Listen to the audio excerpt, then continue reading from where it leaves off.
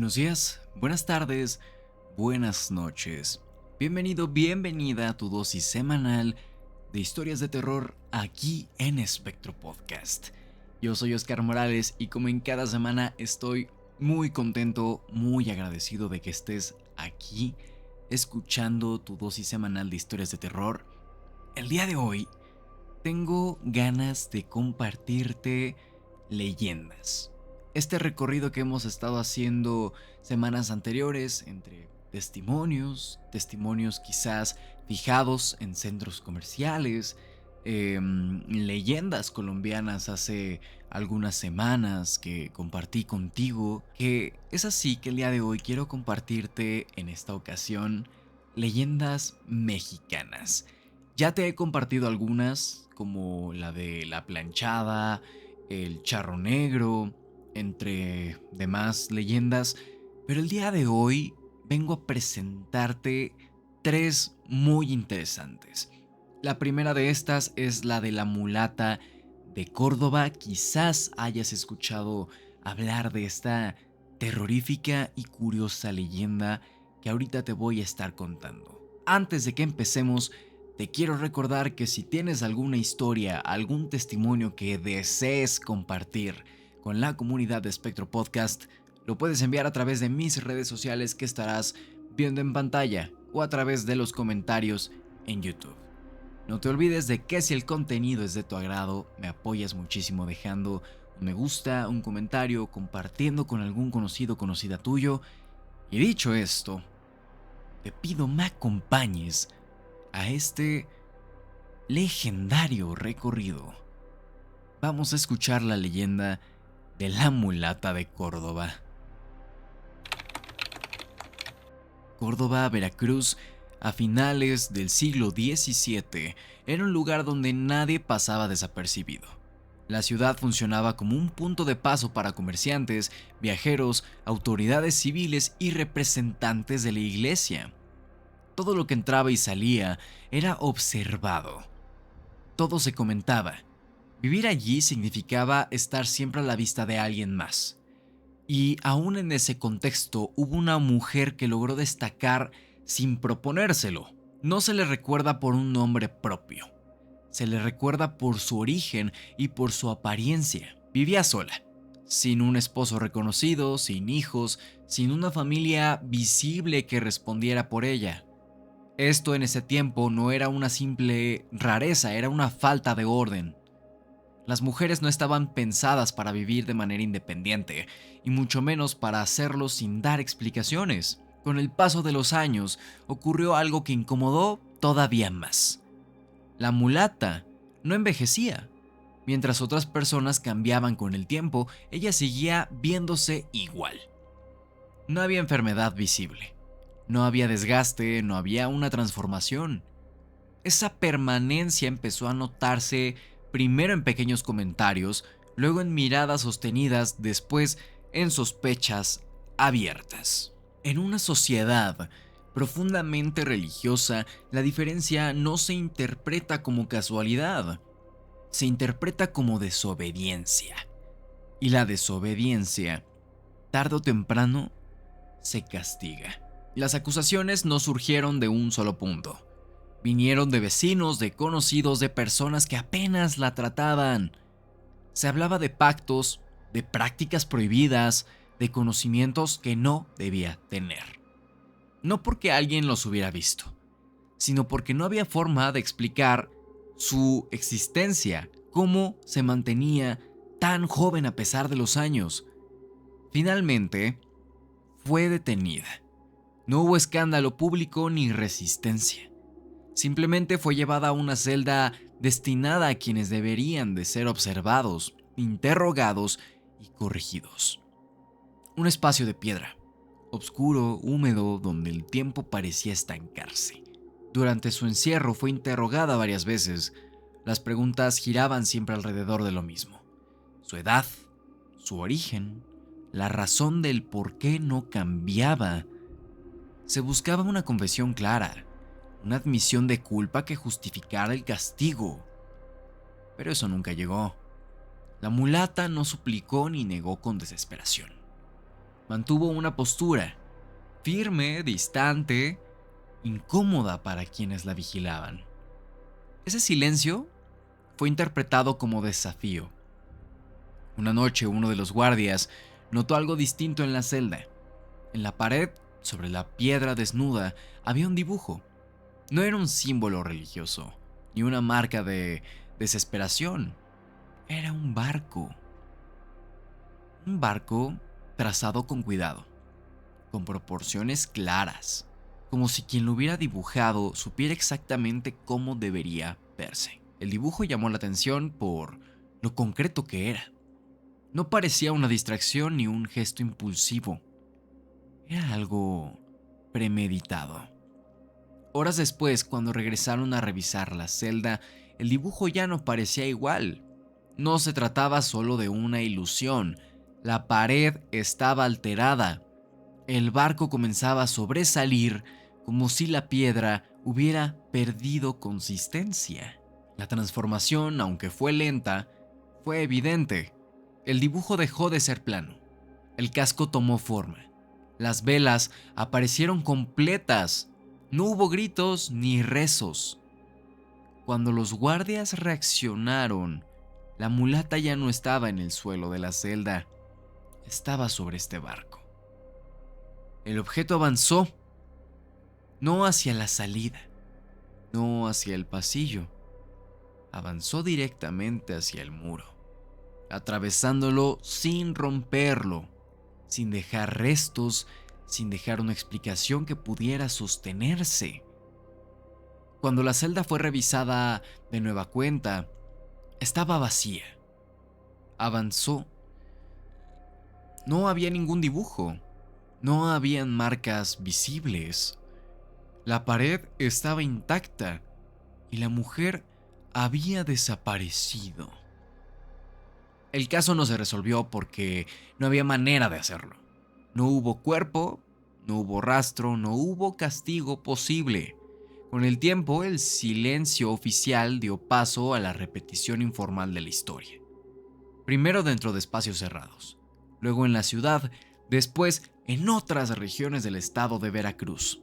La mulata dejó de ser solo una mujer detenida.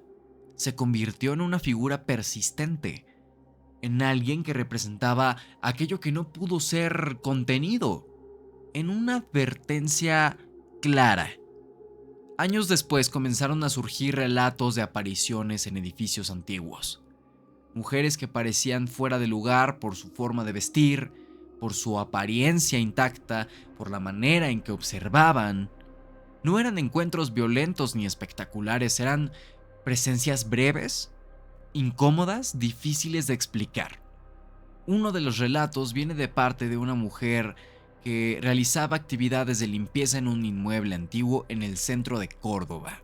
Dijo que mientras realizaba su labor, vio a otra mujer apoyada contra una pared, observando en silencio. Pensó que era alguien más del personal. Cuando se acercó, la habitación estaba vacía. En la pared, la cal estaba raspada como si alguien hubiera intentado dibujar algo y se hubiera detenido antes de terminarlo. No regresó a ese cuarto. La mulata de Córdoba no quedó como una criatura monstruosa ni como un demonio tradicional.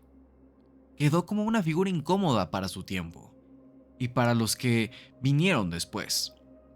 Una mujer que no encajó, que no obedeció y que incluso encerrada encontró la forma de irse sin dejar permiso ni explicación. Déjame en los comentarios si tú ya conocías la versión de la leyenda de la mulata de Córdoba. En lo personal, yo había escuchado el nombre, pero jamás me había detenido a explorar esta leyenda a profundidad. No te olvides de dejar un me gusta, de suscribirte, y ahora sí, te pido me acompañes a escuchar la siguiente leyenda.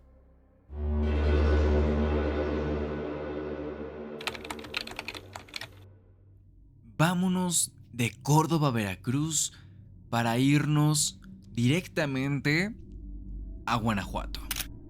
Estoy segurísimo de que si eres de México, incluso si eres del extranjero, has escuchado del Callejón del Beso. Este lugar en donde las parejas hacen un ritual, no ritual, pero esta actividad de subirse a distintos balcones para encontrarse y darse un beso en las alturas de estos balcones. Es una narrativa muy linda, pero ¿qué dirías si te digo que este callejón del beso esconde un pasado oscuro? Guanajuato no fue pensada para ser una ciudad amable. Su trazo es estrecho, vertical, lleno de pasajes que obligan a bajar la voz y a caminar cerca de otros cuerpos. Durante el periodo minero, las casas se construían unas sobre otras, separadas por callejones tan angostos que la luz apenas alcanzaba a entrar. Vivir allí significaba estar siempre cerca de alguien, incluso cuando no se le veía. En ese contexto surgió la historia del callejón que hoy se conoce por un gesto romántico, pero que originalmente estuvo marcada por algo distinto. En una de estas casas vivía una joven, bajo la vigilancia constante de su padre.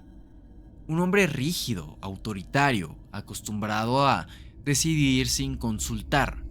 Para él la casa no era un hogar, era un espacio de control.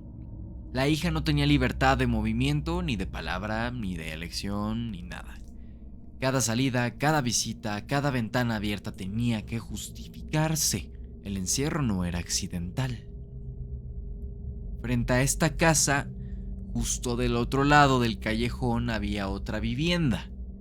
La distancia entre ambos balcones era mínima, tan mínima que dos personas podrían tocarse sin esfuerzo. Desde ahí comenzó una relación que no estaba permitida. No porque fuera clandestina en términos sociales, sino porque desafiaba directamente a la autoridad que era el padre.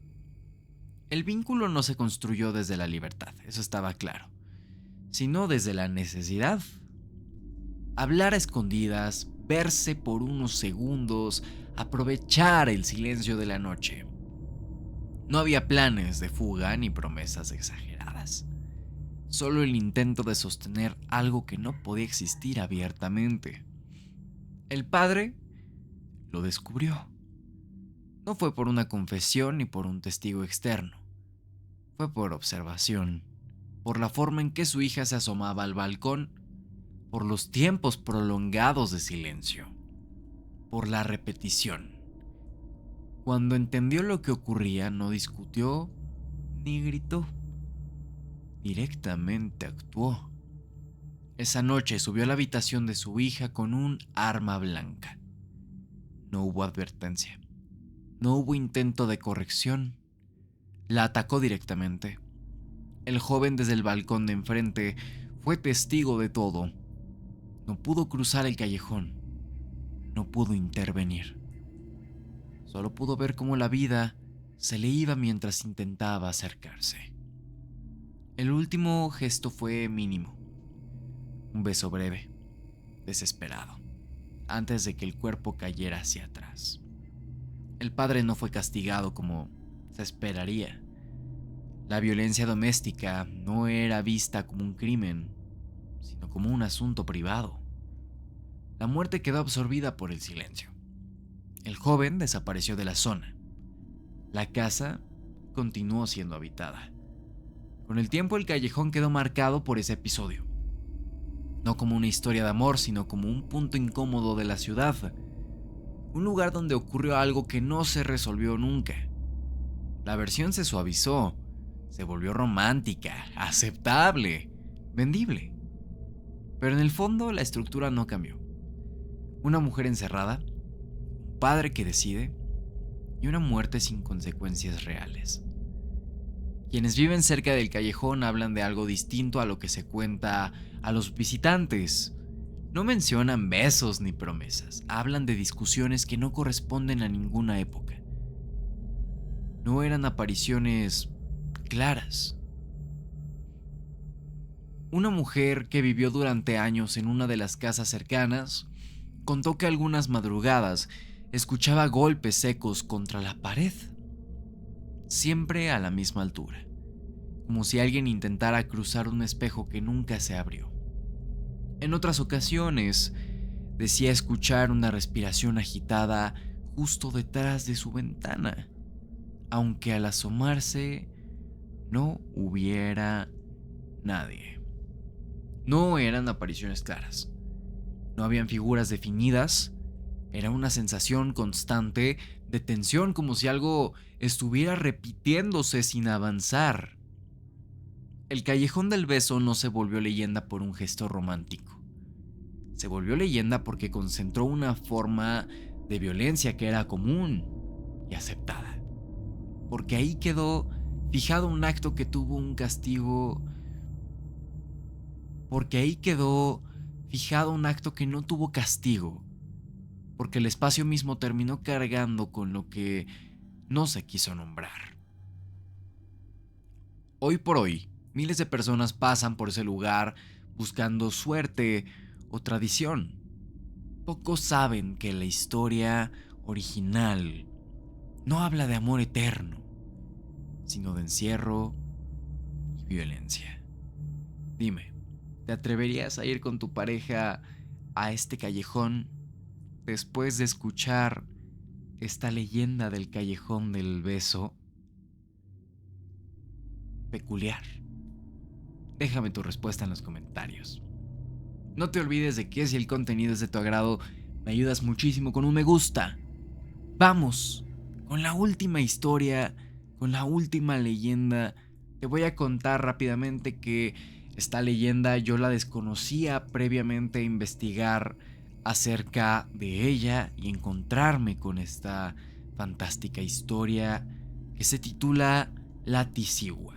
Antes de que te la cuente, déjame saber en los comentarios si tú ya habías escuchado siquiera de esta leyenda, porque es muy poco conocida en esta parte del país, pero sí lo es popular en el sur. Acompáñame a escuchar esta última leyenda que tengo para compartir contigo en Espectro Podcast el día de hoy.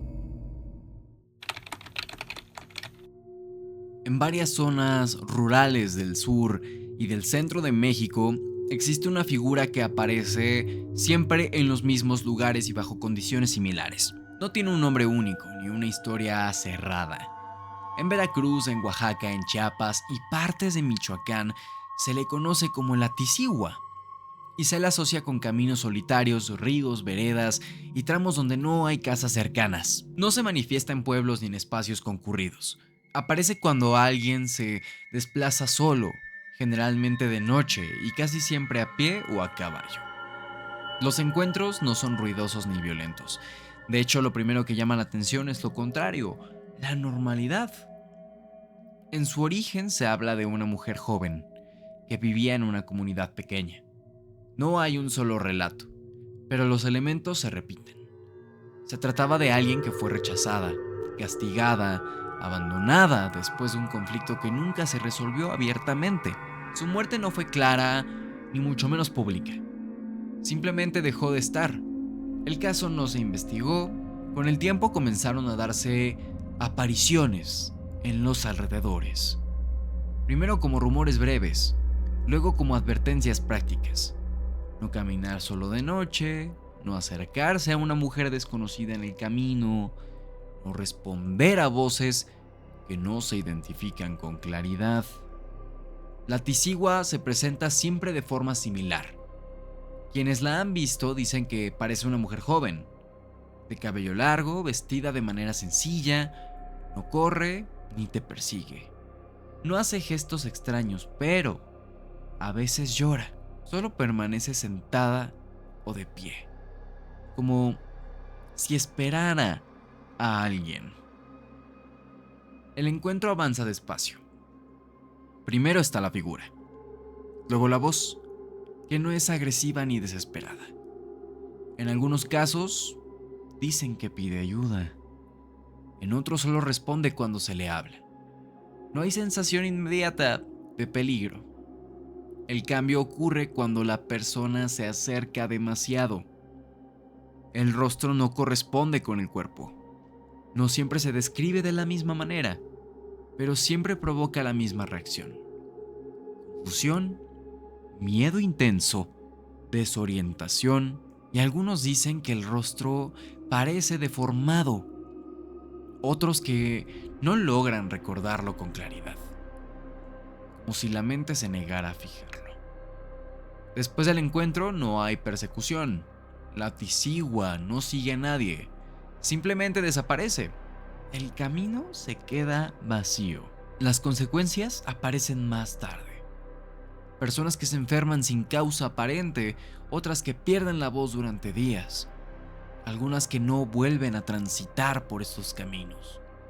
No hay explicación común, solo la certeza de que algo ocurrió.